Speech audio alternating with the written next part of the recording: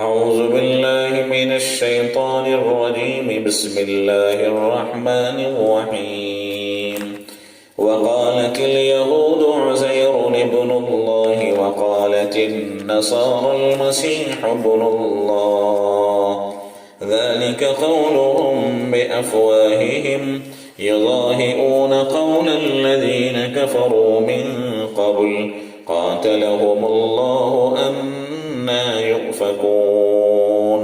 اور یہود میں سے بعض نے کہا کہ عزیر علیہ السلام خدا کے بیٹے ہیں، اور نصارہ میں سے اکثر نے کہا کہ حضرت مسیح یعنی عیسیٰ مسیح علیہ السلام خدا کے بیٹے ہیں۔ یہ ان کا قول ہے، ان کے منہ سے کہنے کا، یعنی جس کا واقع میں کہیں نام و نشان نہیں۔ یہ بھی ان لوگوں کی سی باتیں کرنے لگے جو ان سے پہلے کافر ہو چکے ہیں۔ مراد مشرکین عرب ہیں جو ملائکہ کو، فرشتوں کو خدا کی بیٹیاں کہتے تھے۔ خدا ان کو غارت کرے، یہ کدھر الٹے جا رہے ہیں۔ انہوں نے خدا کو چھوڑ کر اپنے علماء اور مشائخ کو باعتبار طاعت کے رب بنا رکھا ہے، یعنی ان کی اطاعت، ان کی بات ماننا حلال و حرام کا درجہ رکھتی ہیں۔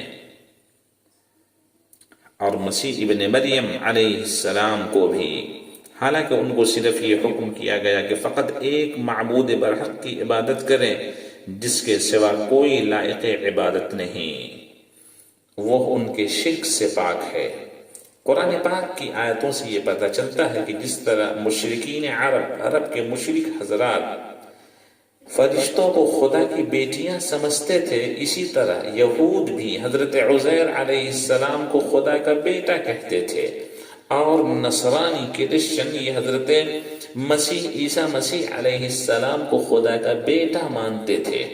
حالانکہ قرآن نے یہ کہا ہے کہ آسمان پھٹ جائے، زمین شق ہو جائے، پہاڑ روئی کے گالوں کی طرح اڑ جائے، یہ تو آسان ہے، مگر خدا کے لیے بیٹا تسلیم کرنا، ماننا، یہ خدا کی نظر میں اس سے بھی زیادہ سنگین جرم ہے۔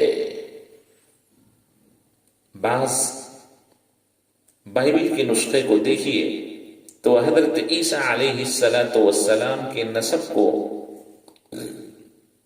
کہاں سے کہاں تک جوڑتے ہیں، حالانکہ یہ سب جانتے ہیں کہ اللہ تبارک و تعالی نے اپنی قدرت سے حضرت عیسیٰ مسیح علیہ السلام کو بغیر باپ کے ان کی ماں کے پیٹ سے پیدا فرمایا، اور قرآن میں یہ کہا ہے ان مثل عیسیٰ عند اللہ کمثل آدم، یقیناً حضرت عیسیٰ علیہ السلام کی مثال اللہ کے نزدیک حضرت آدم علیہ السلام کی طرح ہے۔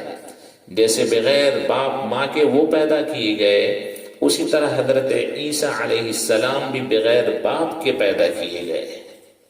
تو یہ باپ کے نہ ہونے میں دونوں ایک دوسرے کے مشابہ ہیں، پھر بھی لوگ سمجھ کر نہیں سمجھتے۔ اللہ ان کو سمجھ عطا فرمائے۔